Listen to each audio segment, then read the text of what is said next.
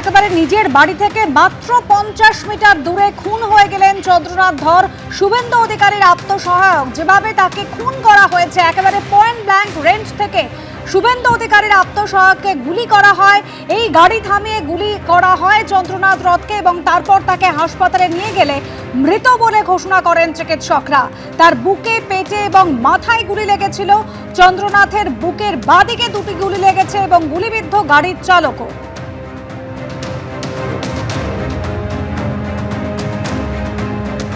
চন্দ্রনাথ রথকে খুনের ঘটনায় যে পুলিশের স্ক্যানারের যে গাড়ির ছবি রেখেছে আপনাদের সামনে, এই 4 চাকা গাড়ি, পুলিশ সূত্রে দাবি হামলায় ব্যবহৃত গাড়িটির নম্বর প্লেট আসলে ভুয়ো। অন্য গাড়ির নম্বর প্লেট নকল করে এই গাড়ির নম্বর প্লেট তৈরি করা হয়েছে, এমনই খবর পুলিশ সূত্রে।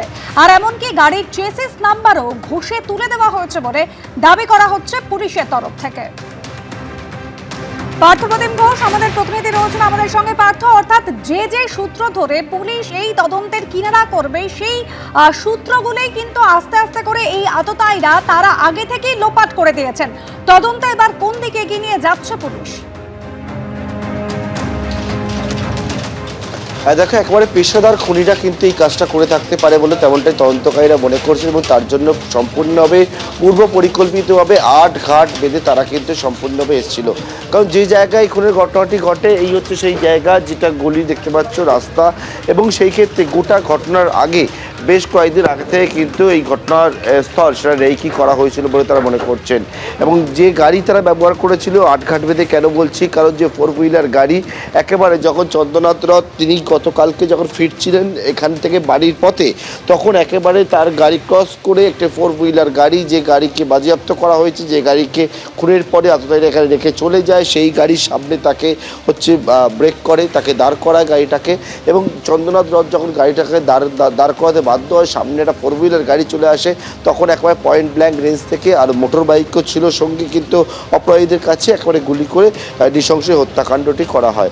এবং এই ঘটনার পিছনে একেবারে যে গাড়ি তারা রেখে গেছে তারা জানতো যে পুলিশ সেই গাড়ির সূত্র ধরে তাদের খোঁজার চেষ্টা করবে।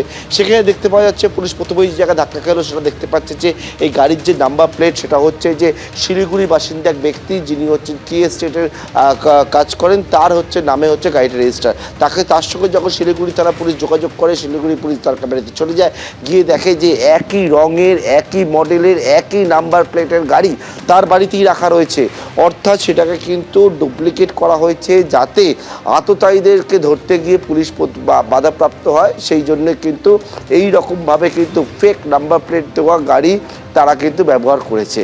এবং পাশাপাশি হচ্ছে সেটা হচ্ছে যে মোটর বাইক ব্যবহার করা হয়েছিল, সেই মোটর বাইকের নাম্বার প্লেটও কিন্তু জাল করে করা হয়েছে বলে পুলিশ সূত্রে জানতে পারছি।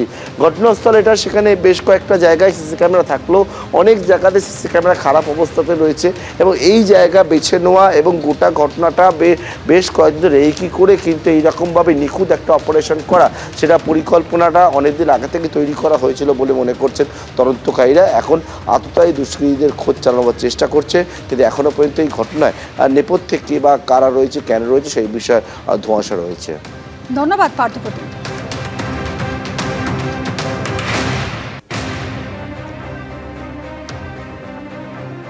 এবিপি আনন্দ, এগিয়ে থাকে, এগিয়ে রাখে।